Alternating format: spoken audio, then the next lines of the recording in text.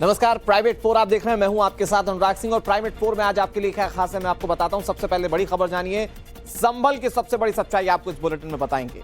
मंदिर कूप के बाद अब खुदाई में क्या मिला, आपको ये पूरी खबर डिटेल के साथ इस बुलेटिन में बताएंगे। दूसरी बड़ी खबर सिद्धेश्वर महामंदिर के महादेव मंदिर के जलाभिषेक को लेकर है। यहां वीएचपी के कार्यकर्ता जलाभिषेक करने पहुंच गए, कार्यकर्ताओं को पुलिस ने क्यों रोका ये आपको बताएंगे। बात तीसरी बड़ी खबर की होगी, दिल्ली में चुनाव से पहले केजरीवाल ने क्या बड़ा ऐलान किया है ये भी आपको बताएंगे। और बात चौथी खबर की, आरटीओ का सिपाही काली कमाई का कैसे कुबेर बन गया, ये सब कुछ आपको बताएंगे। को खबर संभल के दिखाते हैं, जहां खुदाई के दौरान प्राचीन बावड़ी मिली है। चंदौसी में प्राचीन बावड़ी की खुदाई अभी जारी है। पुरातत्व विभाग की टीम ये खुदाई कर रही है। करीब 200 साल पुरानी ये बावड़ी हो सकती है, इस बात का आकलन किया जा रहा है। उत्तर प्रदेश के संभल में आए दिन नए खुलासे हो रहे हैं और इसी बीच चंदौसी में शनिवार को राजस्व विभाग ने एक जमीन की खुदाई की तो उसके नीचे एक विशालकाय बावड़ी मिली है। मिट्टी के ढेर में यह दब गई थी और अब मिट्टी हटाकर इसकी जांच की जा रही है। आगे नक्शे के आधार पर अभी और जांच की जानी है। सवाल यह है कि अभी और कितनी चीजें संभल से सामने आएंगी।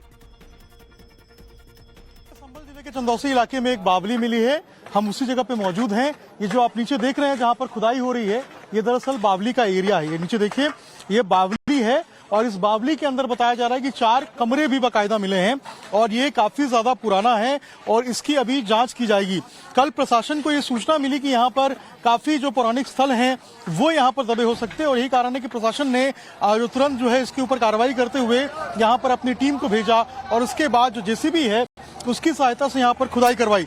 आप देख सकते हैं जो पुराना स्ट्रक्चर है, बावली जो है वो आपको नजर आएगा और ये स्टेप वाइज जो है वो एक तरीके से कुआं होता है और ये काफी पुराने समय में इसका इस्तेमाल किया जाता था पानी को स्टोर करने के लिए। इसके अलावा पूजा पाठ में इन कमरों का इस्तेमाल होता था।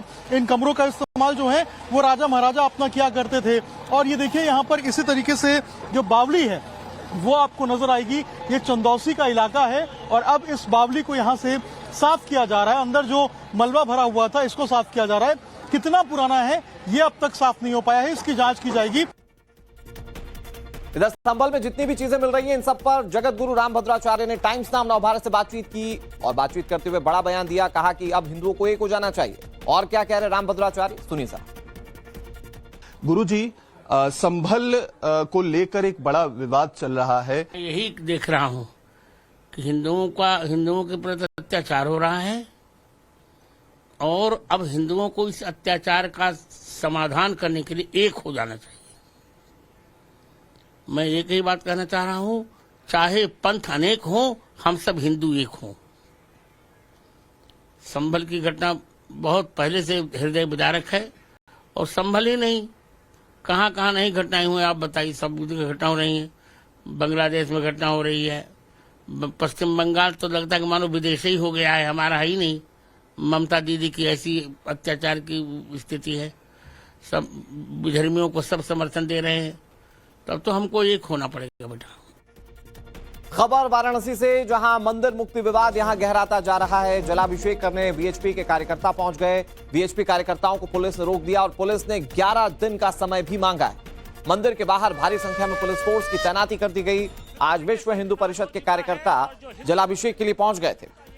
मंदिर मुक्ति विवाद ये काफी ज्यादा संगीन होता जा रहा है। वीएचपी कार्यकर्ता सिद्धेश्वर महादेव में जलाभिषेक करने पहुंचे तो पुलिस ने कार्यकर्ताओं को रोक दिया।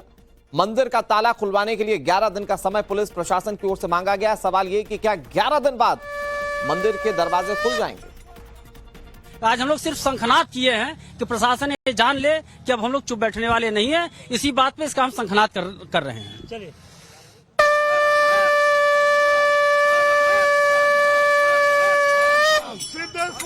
बिल्कुल, देखिए शंखनाद हो चुका है और जो हिंदू संगठन के लोग हैं उनका ये कहना है कि जो सिद्धेश्वर महादेव का मंदिर है वहां पर वो जल्द से जल्द जलाभिषेक करेंगे। हालांकि पहली मर्तबा उनको स्थानीय प्रशासन ने कानून व्यवस्था का हवाला देकर रोक दिया, लेकिन उनको इस बात की उम्मीद है कि 20 जनवरी तक की जो डेडलाइन दी गई है उसके बाद इन लोगों को वहां पर जलाभिषेक के साथ साथ पूजा पाठ और आरती की इजाजत दी जाएगी। और देखिए आज वाराणसी की सड़कों पर ये लोग किस तरीके से यहाँ पर निकले थे। हाथों में उनके कलश है जिसमें 3 नदियों का जल है, इसके अलावा शंखनाद किया जा रहा है। तो कोशिश यही की जा रही है कि इस पूरे मामले का जो हल है वो शांतिपूर्ण तरीके से निकले। और बहुत जल्दी से जानिए कि इस मंदिर को लेकर दावे क्या है। मंदिर का निर्माण 250 साल पुराना है, जो हिंदू पक्ष दावा कर रहा है। मंदिर की ऊंचाई 40 फीट से ज्यादा है। 40 साल से मंदिर पर ताला लगा हुआ है और 40 साल पहले मंदिर में पूजा की जाती थी, ये हिंदू धर्म के लोग दावा कर रहे हैं। मंदिर के पास ही सिद्ध तीर्थ कूप है। मदनपुरा इलाके में मंदिर अंदर मिट्टी भरी हुई है, ये हिंदू पक्ष दावा कर रहा है। अतिक्रमण से मंदिर ढकने की कोशिश की गई, ये संगीन आरोप लगाए गए। स्कंद महापुराण के काशी खंड में इस मंदिर का जिक्र मिलता है, जो हिंदू पक्ष अपने दावे के रेफरेंस में बातें कह रहा है। हालांकि सवाल यह कि जब प्रशासन ने 11 दिन का समय मांगा है, तो क्या 11 दिन बाद ये मंदिर खुलेगा? कई तस्वीरें सामने आई, कुछ ही सेकंड में इमारत भरभरा कर नीचे गिर गई। मौके पर मौजूद लोगों ने इसका वीडियो बना लिया है, जो हम आपको दिखाएंगे। हादसे में अब तक 2 लोगों के मौत की खबर है।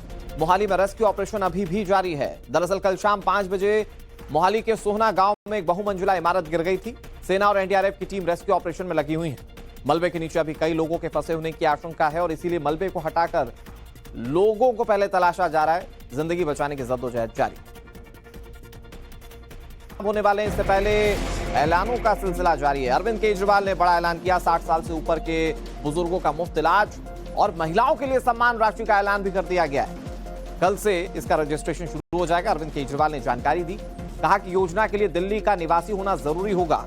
दिल्ली विधानसभा चुनाव के लिए आम आदमी पार्टी ने यह बहुत बड़ा दाव खेला है। आम आदमी पार्टी ने महिलाओं के लिए 2100 रुपए प्रति महीने महिला सम्मान योजना की घोषणा की है।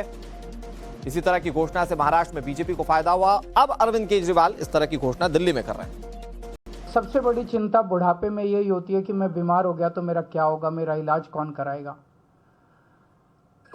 उन सब लोगों को मैं कहना चाहता हूं, आपको चिंता करने की जरूरत नहीं है। अब आम आदमी पार्टी की सरकार आपका इलाज कराएगी। इस योजना का भी लोग बहुत बेसब्री से इंतजार कर रहे हैं। इसका रजिस्ट्रेशन भी कल से चालू होगा। तो जो हमारी टीम्स घर घर जाएंगी, वो दोनों योजनाओं का रजिस्ट्रेशन करेंगी। इधर अरविंद केजरीवाल पर मनोज तिवारी ने बड़ा हमला बोला है। जहां महिला सम्मान की बात अरविंद केजरीवाल तो कम से कम ना करे, ये मनोज तिवारी कह रहे हैं। केजरीवाल सिर्फ घोषणा करते हैं, 10 सालों में महिलाओं के लिए कुछ नहीं किया। मनोज तिवारी ने ये बात कही। क्या कह रहे हैं मनोज तिवारी, सुनिए। अरविंद केजरीवाल घोषणा वीर हैं, वो वादा वीर नहीं है। वो केवल घोषणा करने में वीर हैं। और देखिए, 10 साल और 49 महीना, 10 साल और 49 दिन इनकी सरकार रही। आपने महिला सम्मान निधि क्यों नहीं दिया? आपने दिल्ली को लूटा। भारतीय जनता पार्टी दिल्ली की महिलाओं का सम्मान करेगी। और जहां तक सम्मान की बात रही ना, जो महिलाओं को घर में बुलाकर पिटवाता हो, वो महिला सम्मान की बात दूर दूर तक शोभा नहीं देती है। एक तरफ अरविंद केजरीवाल दावे कर रहे हैं दिल्ली को सौगात देने की, इधर हरियाणा सरकार ने किसानों को बड़ी सौगात दे दी है। 24 फसलें एमएसपी पर खरीदेगी सरकार। हरियाणा सरकार ने इसकी अधिसूचना जारी कर दी। 24 फसलों को एमएसपी पर खरीदने वाला हरियाणा पहला राज्य देश का बन चुका है। हरियाणा में किसानों की मौज हो गई। सरकार ने निकाय चुनाव से पहले 24 फसलों पर एमएसपी पर खरीदने के फैसले को लागू कर दिया। इससे किसानों को अब बड़ा फायदा मिलने जा रहा है। हरियाणा सरकार की ओर से यह अधिसूचना उस वक्त जारी की गई जब पंजाब के किसान केंद्र सरकार के खिलाफ लगातार प्रदर्शन कर रहे हैं।